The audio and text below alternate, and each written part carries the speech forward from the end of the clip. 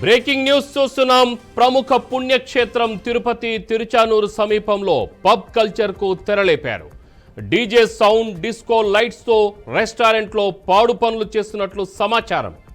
Day టైంలో restaurant, రాత్రి సమయంలో పబ్ కల్చర్ నిర్వహిస్తున్నారు. వీకెండ్ లో పార్టీలకు అధిక ప్రాధాన్యత ఇస్తున్నారు.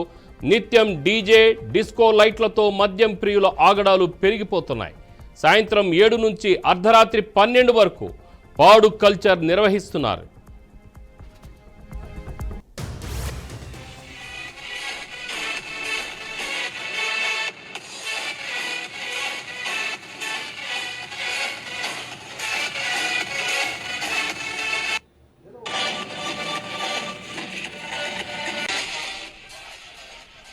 వ్యవహారంపై తిరుపతి జిల్లా ఎస్పీ సుబ్బారాయుడు స్పందించారు. తిరుపతి ఆధ్యాత్మిక నగరమని, ఇక్కడ ఎలాంటి పబ్లకు అనుమతి లేదని స్పష్టం చేశారు. తిరుపతి సమీపంలో రెస్టారెంట్లో పబ్ నిర్వహిస్తున్నట్లు తన దృష్టికి వచ్చిందన్నారు. ఎక్సైజ్ శాఖ వారితో మాట్లాడి చర్యలు తీసుకుంటామన్నారు. తిరుపతిలో పబ్ కల్చర్కు పర్మిషన్ లేదని స్పష్టం చేశారు. దీని వెనకాల ఎంతటి వారినైనా శిక్షిస్తామని హెచ్చరించారు. పూర్తి స్థాయిలో విచారణ చేపడతామని ఎస్పీ సుబ్బారాయుడు వెల్లడించారు.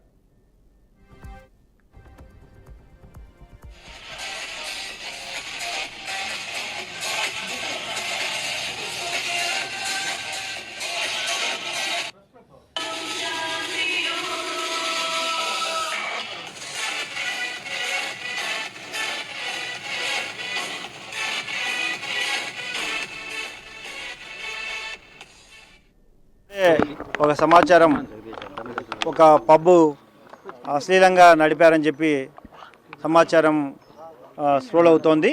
దీనిపై ఖచ్చితంగా విచారించి తగిన చర్య తీసుకోవడం జరుగుతుంది. పోలీసు వారు ఎటువంటి పబ్బులకి పర్మిషన్ ఇవ్వలేదు.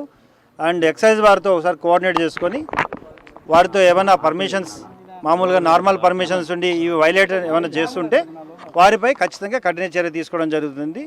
అండ్ పబ్ కల్చర్ కానీ లేదా అశ్లీల ప్రదర్శనలు కానీ ఎటువంటివి కూడా తిరుపతిలో అలో చేయడం అనేది జరగదు. డెఫినెట్గా will take stringent action who ever violated the rules.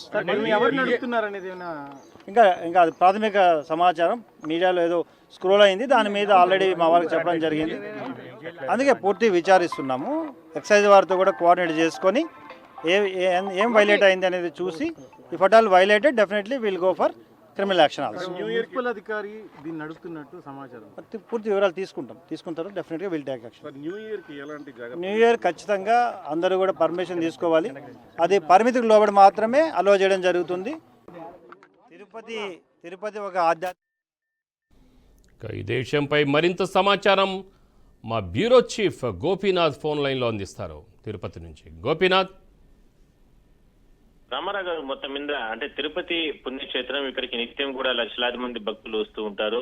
Tirumala ఏడుకొండల పైన వెంకటేశ్వర స్వామి వెలుస్తున్న నేపథ్యంలో ఇతర ప్రాంతాల నుంచి కాకుండా, 2 తెలుగు రాష్ట్రాల నుంచి కాకుండా ఇతర ప్రాంతాల నుంచి కూడా పెద్ద ఎత్తున తిరుపతి భక్తులు వస్తూ ఉంటారు. అయితే ఇంత ఆధ్యాత్మికమైన క్షేత్రంలో అసాంఘిక కార్యక్రమాలకి అడ్డాగా గత కొద్ది రోజు నుంచి మారుతుందని మనం చెప్పుకోవచ్చు. దీనిపైన పూర్తి స్థాయిలో పోలీసులు రకరకాల చర్యలు తీసుకుంటున్నప్పటికీ కూడా, ఎన్నో రకాల ప్రయత్నాలు చేస్తున్నప్పటికీ కూడా, అయితే కొంతమంది ఇతర ప్రాంతాల నుంచి ఇక్కడికి వచ్చి ఇక్కడ అసాంఘిక కార్యక్రమాలకు పాల్పడుతూ కూడా వ్యవహారం నడిపిస్తున్నారు. అయితే తాజాగా తిరుపతి సమీపంలోని తిరుచానూరులో ఒక వ్యక్తి ఏదైతే హోటల్ నిర్వహిస్తున్నాడు. అయితే ఉదయం నుంచి కూడా అతను సాయంత్రం 7 గంటల వరకు హోటల్ నిర్వహిస్తారు. అంటే దాని తర్వాత 7 గంటల నుంచి కూడా రాత్రి 12 గంటల వరకు కూడా ఒక పబ్ కల్చర్ ని తీసుకొస్తూ కూడా డీజే డాన్సులు, అదే విధంగానే ఇట రకరకాలుగా సౌండ్ సిస్టమ్, కలర్ఫుల్ డెకరేషన్ లైట్లు పెట్టి అదే విధంగానే పెద్ద ఎత్తున మాంసం ఇవంతా కూడా విక్రయించి ఇలాంటి అసాంఘిక కార్యక్రమాలకి తెరలేపడం జరిగింది. అయితే ఈ విషయాన్ని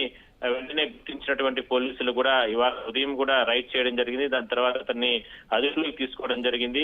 విచారణ జరుపుతున్నారు. అయితే అతను ప్రభుత్వ నిబంధనల ప్రకారమే నేను నడుపుతున్నానంటూ కూడా రకరకాల కామెంట్స్ కూడా వస్తున్నాయి. దీనిపైన పూర్తి స్థాయిలో దర్యాప్తు చేస్తున్నారు. నిజంగా పోలీసులు అంటే ఎక్సైజ్ అధికారులు ఎవరైనా సరే వీళ్ళకి పర్మిషన్ ఇచ్చారా లేదా, అంటే దీనిపైన లోతుగా దర్యాప్తు చేస్తున్నారు. ఇవాళ ఈ ఘటన జరిగిన తర్వాత తిరుపతి ఎస్పీ సుబ్బరాయుడు కూడా మీడియాతో మాట్లాడుతూ తిరుపతి ఆధ్యాత్మిక క్షేత్రంలో ఎవరైనా సరే ఇలాంటి అఘాయిత్యాలకు ఇలాంటి అసాంఘిక కార్యక్రమాలకు పాల్పడితే కఠిన చర్యలు తీసుకుంటామంటూ కూడా చెప్పడం జరిగింది. ఎందుకంటే తిరుపతి ప్రపంచ వ్యాప్తంగా ఉన్నటువంటి గుర్తింపు ఉన్నటువంటి ప్రాంతం. మరి ఈ ప్రాంతంలో ఈ రకమైనటువంటి ఇలాంటి కార్యక్రమాలు చేయకూడదంటూ కూడా స్పష్టమైన ఆదేశాలు ఇవ్వడం జరిగింది. అదేవిధంగానే జరిగినటువంటి ఘటనకు సంబంధించి హోటల్ యజమాని పైన చర్యలు తీసుకున్నారు. పోలీసులు కూడా కేసు నమోదు చేసినట్లు కూడా చెప్పడం జరిగింది.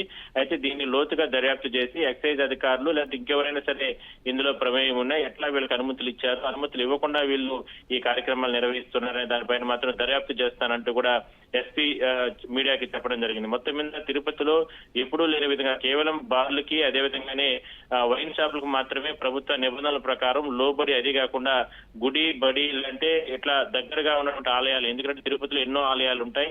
తిరుచానూరు అమ్మవారి ఆలయం ఉంది, అదేవిధంగానే ఇంకా గోవిందరాజ స్వామి ఆలయం తిరుపతి నడిగొడ్డున ఉంది, మరి చుట్టుపక్కల ప్రాంతాల్లో కపిల తీర్థం ఉంది. ఇట్లా రకరకాల ఆధ్యాత్మిక ఆలయాలు ఉన్నాయి, చరిత్ర కలిగిన ఆలయాల చుట్టూ ఎక్కడా కూడా దరిదాపుల్లో లేకుండా దూర ప్రాంతాల్లో మాత్రమే వైన్ షాపులకి బార్లకి పర్మిషన్ ఇవ్వడం జరిగింది. అయితే ఒక సాధారణ హోటల్ పెట్టుకుని ఒక స్టార్ హోటల్ లాగా దాన్ని ఏర్పాటు చేసుకుని లోపల సాయంత్రం 7 గంటల నుంచి రాత్రి 12 గంటల వరకు ఇలా అసాంఘిక కార్యక్రమాలకు అడ్డగా మారినటువంటి ఆ హోటల్ యజమాని పైన చర్యలు తీసుకోబోతున్నారు పోలీసులు కూడా. అయితే ఇలాంటిది రిపీట్ కాకుండా మాత్రం తిరుపతి పవిత్రతకు దెబ్బతినకుండా పోలీసులు అయితే చర్యలు తీసుకోవాలనేది ప్రధానంగా స్థానికులు డిమాండ్ చేస్తున్నారు. రామారావు గారు, అంటే ఇప్పుడు ఆధ్యాత్మిక నగరమైన తిరుపతిలో ఇలాంటి అసాంఘిక కార్యక్రమాలనే చెప్పాలి ఒక విధంగా చూస్తుంటే. అంటే నిజంగా పబ్బు అక్కడ నిర్వహిస్తున్నట్లయితే అసలు ఇది నిర్వహించేది ఎవరు, వీరి వెనక ఎవరైనా రాజకీయ ప్రముఖులు కానీ ఎవరైనా ఉన్నారా, ఇలాంటివి ఏమైనా ఆరోపణలు ఏమైనా వస్తున్నాయా?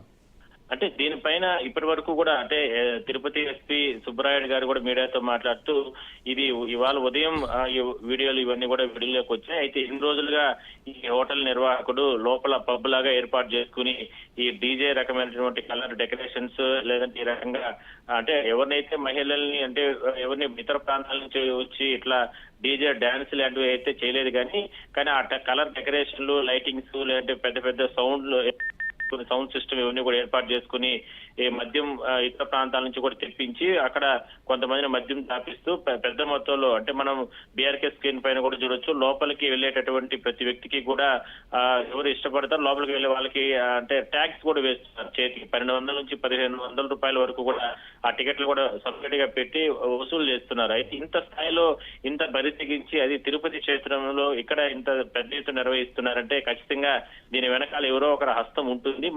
ఆ ఎవరు అనే దానిపైన మాత్రం పోలీసులు ఇంకా కూడా చెప్పలేదు. అయితే దర్యాప్తు అనేది కొనసాగుతుంది. ఖచ్చితంగా గత 1.5 నెల నుంచి కూడా ఇతను ఈ విధంగా నిర్వహిస్తున్నట్లు తెలుస్తా ఉంది. అయితే ఇందులో ఎవరెవరు ఉన్నారు, నిజంగా పొలిటికల్ గా ఉన్నటువంటి ఇన్వాల్వ్మెంట్ ఎవరైనా ఉంటే మాత్రం వాళ్ళపైన కూడా చర్యలు తీసుకుంటామంటూ కూడా ఎస్పీ చెప్పడం జరిగింది. అదేవిధంగానే ఇలాంటి రిపీట్ కాకుండా మాత్రం కఠిన చర్యలు తీసుకుంటాం. ఎందుకంటే ఇక్కడ ఉన్నటువంటి ప్రాంత విశిష్టతను గుర్తులో పెట్టుకుని ఖచ్చితంగా ప్రభుత్వ నిబంధనల ప్రకారమే మద్యం సంబంధించిన షాప్స్ ఇలాంటి లేదంటే బార్లు మాత్రం నడపాలి తప్ప ఈ రకంగా పబ్బులు లేదంటే ఈ రకంగా రకరకాల క్లబ్బులు ఇలాంటివి నడపకూడదు అనేది అంటే నిబంధనలు ప్రభుత్వం చెప్తుంది. అదే స్థాయిలో పోలీసులు కూడా చర్యలు తీసుకుంటారు. మొత్తం మీద దీన్ని లోతుగా దర్యాప్తు చేసి ఎక్సైజ్ అధికారులు పర్మిషన్ ఇవ్వలేదని అంటున్నారు. మరి దీనిపైన మరికొన్ని చర్యలు తీసుకుని వాస్తవాలన్నీ బయటకు తీసుకొస్తామంటూ కూడా ఎస్పీ చెప్తున్నాడు. రామారావు గారు, రైట్, థ్యాంక్ యూ గోపీనాథ్.